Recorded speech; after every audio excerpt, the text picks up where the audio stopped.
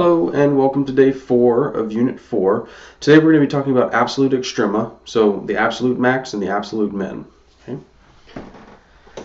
So, if you can remember from the activity we did in last class, we had a nice little curve like this, and we were asking about relative extrema, and we found that it had a relative max here and a relative min here. Oops.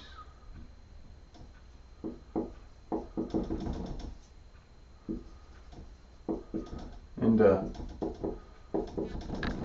relative min here.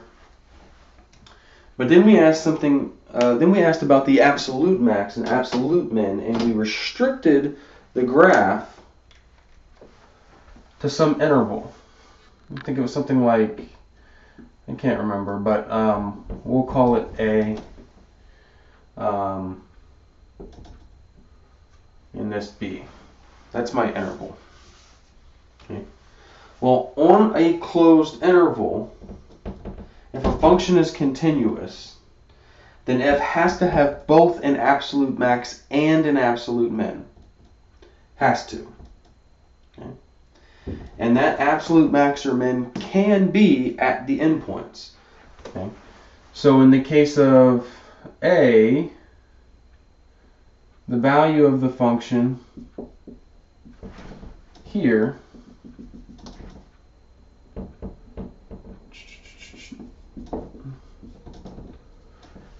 was the absolute minimum, even though this was a relative minimum. And at B,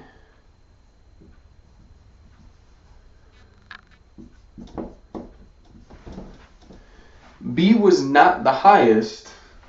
That original relative max was the highest. So that was also our absolute max.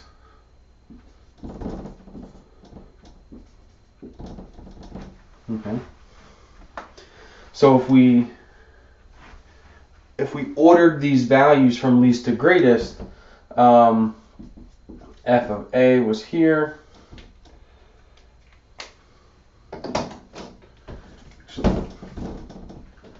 Let's do it this way.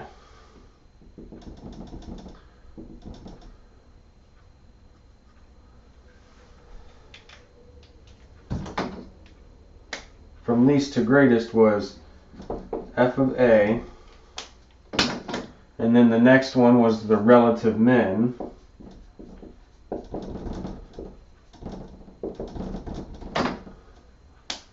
And then it was f of B, and then it was the relative max. Okay.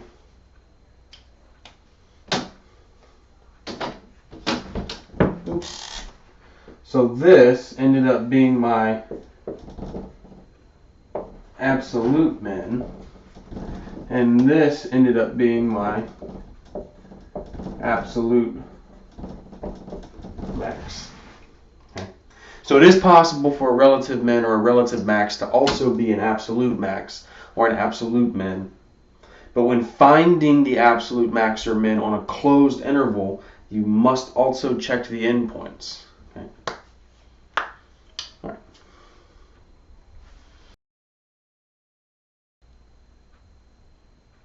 In the first example that we're going to look at, my functions are not going to be bounded. Okay, so this function does exist for all real numbers. It's continuous on that interval of all real numbers. And I want to find the critical points and any absolute extrema. Okay. So, critical points. Critical points are where the first derivative is equal to 0. So I have to find the first derivative.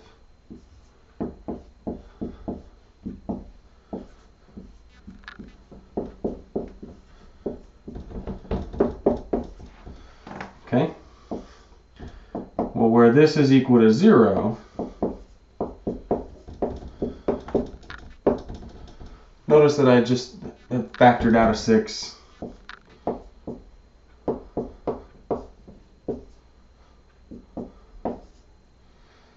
Is where t is equal to -1. So this is a critical point. And any point or any absolute extrema. Now, absolute extrema, okay, on the interval from negative infinity to infinity means that the limit, if I take the limit as t goes to infinity of s of t, what happens? This goes to infinity.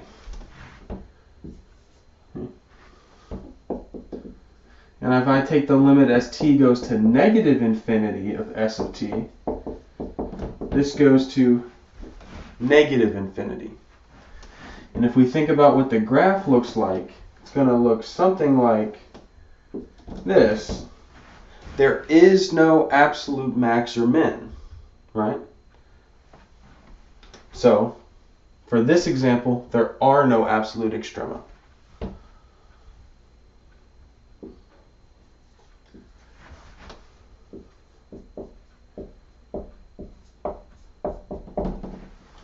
No absolute extrema. Okay. In the next equation, critical points first.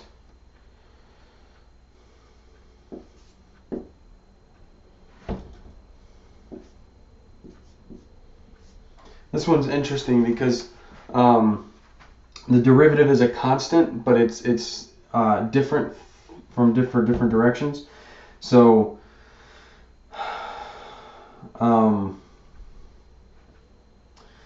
the derivative is plus or minus 5, okay, because of the absolute value. All right. There is no critical point, but there is a stationary point. Oops. Sorry. There's a critical point. That's a stationary point. There's a critical point at, let's see,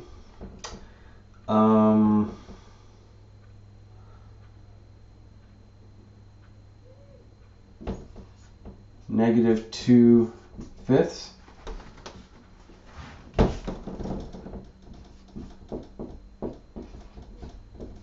Because that's where that makes that 0, right?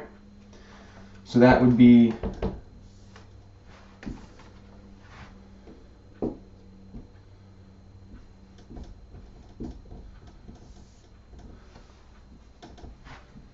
that point.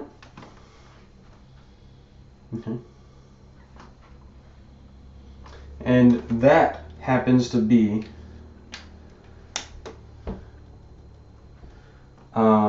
my absolute min. That's where it occurs, and the absolute min value is 0. Okay. Now,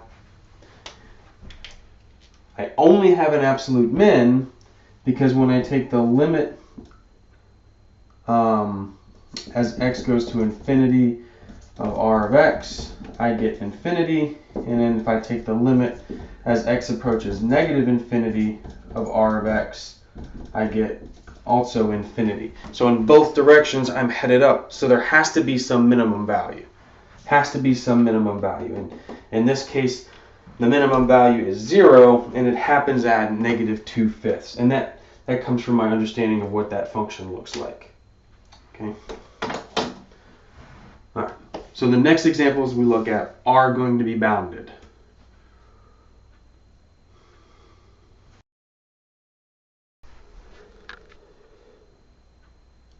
So in these final two examples, I'm going to be looking at finding the absolute extrema, that's the absolute max and the absolute min, on some closed interval.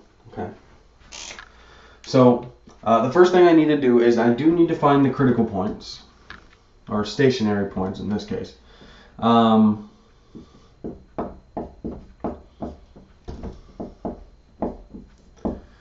15x to the 4th minus 15x squared. And when we set this equal to 0, we can play 15x squared out. All right.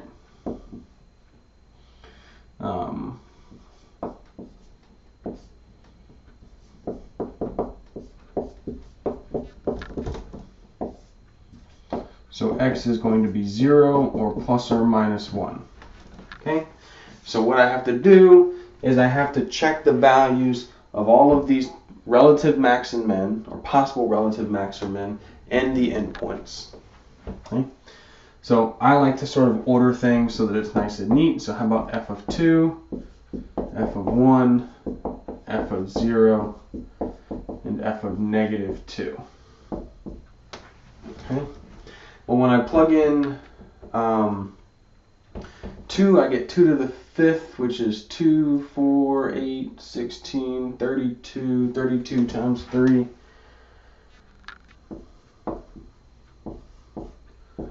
Minus 5 times 2, 4, 8. Minus 1. When I plug in 1, I get 3 minus 5 minus 1. When I plug in 0, I get negative 1. And when I plug in negative 2, I get 3 times negative 32 minus 5 times negative 8 minus 1. So we've got negative 1. Here we've got negative 2, negative 3. And here we have, what is that, a 96 minus 40 minus 1 is 56 minus 1 is 55. Okay. And here we have a negative 96 plus 40 minus 1. It's going to be a negative 56 minus 1 is a negative 57. Okay.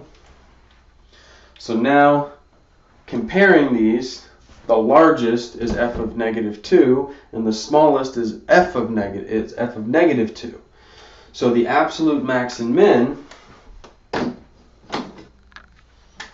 is my absolute max, and this is my min. Okay. Now this is important. It's the absolute max or the absolute extrema, which are values of the function. I don't want you to tell me 2 and negative 2. That's where the absolute extrema occur. I want to know what the absolute extrema are. That's the y values. Okay? You have to find these in order to find out which one they are. So that's the answer. Okay. Let's look at the next example here. So the next example, again, I'm going to have to find my critical points. I have a product rule here. First times the derivative of the second plus the second times the derivative of the first, which is going to give me an e to the x times 1 minus x. And I want to know when that's equal to 0. Well, e to the x is equal to 0 when x is equal to nothing. Nothing makes that equal to 0. So the only thing that makes this whole thing 0 is when x is equal to 1. All right.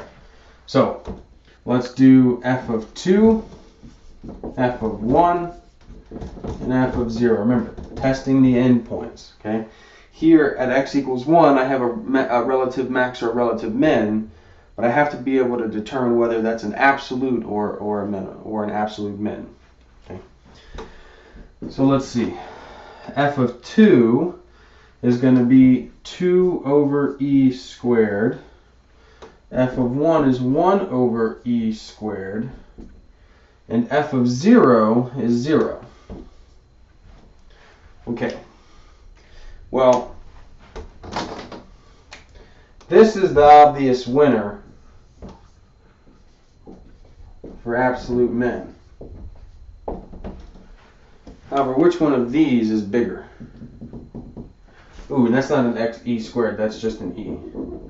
Sorry. Because I plug in 1, I get 1 over e to the 1. Okay.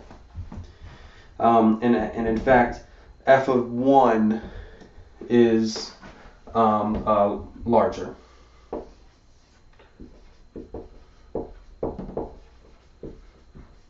Okay. Now, how do I know that? Well, e is like 2 point something, so this is like saying 1 over 2 versus 2 over more than 4, or this is e is about 3, so 1 over 3 as opposed to 2 over 9 is going to be this is going to be larger.